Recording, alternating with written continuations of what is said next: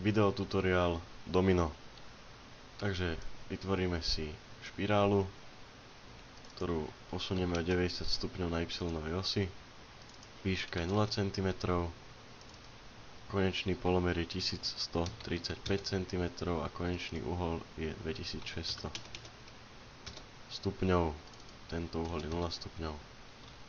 Teraz si vytvoríme kocku z domina o veľkosti napríklad 70, 100 a 16 so zaoblením 1 cm. Chceme ju naklonovať, takže použijeme kloner, vložíme do neho kocku a dáme napríklad 400 kusov. Ale chceme, aby sme to mali na tej špirále, takže vložíme splývanie, do ktorého vložíme špirálu. Tak, máme to domino poukladané. Ešte vložíme podlahu, ktorú posunieme po y-ovej osi o 50,1 cm dole, aby sme to mali pod tým. Vložíme nejaké svetlo.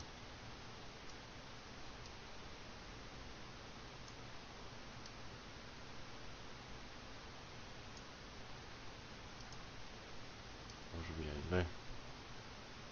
Krajšie to vynikne. Tak. Teraz môžeme vytvoriť textúry, podlahu s určitým odleskom, farba ľubovoľná,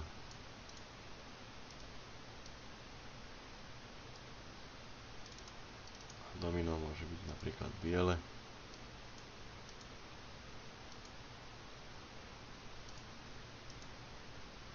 tiež s trochou odlesku.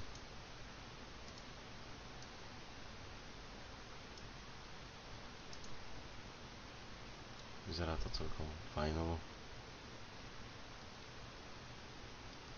Dobre, ešte potrebujeme guľu, ktorou domino spustíme. Takže veľkosť okolo 60 cm. A posunieme ju na začiatok.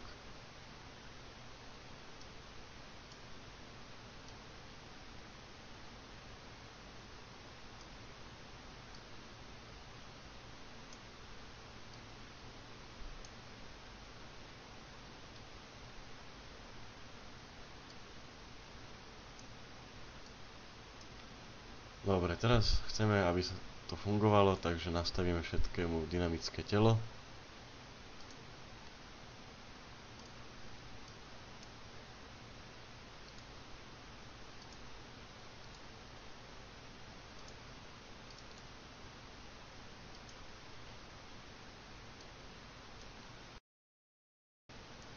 Na podlahu nastavíme trenie 300%.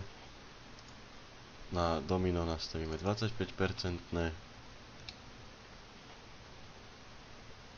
A guľu chceme automaticky hneď od začiatku spustiť jedným smerom, a to po x-ovej osi. Takže nastavíme, nech sa posunie o 200 cm. Tým pádom sa nám posunie a domino začne padať. Čo sa týka animácie, takže môžeme dať takých 1000 frameov, čiže to celé uvidíme až do konca.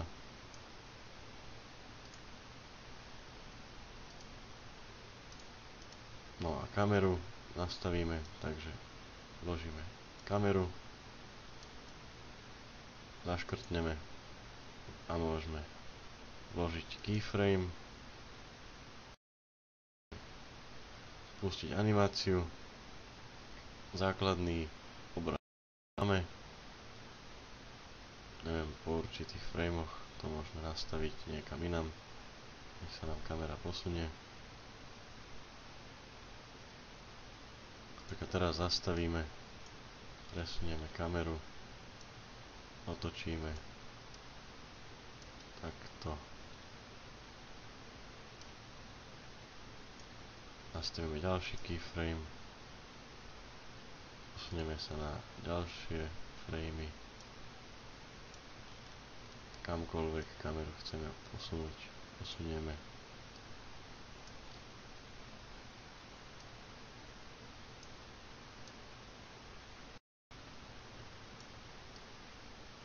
Nastavíme ďalší keyframe a máme to hotové.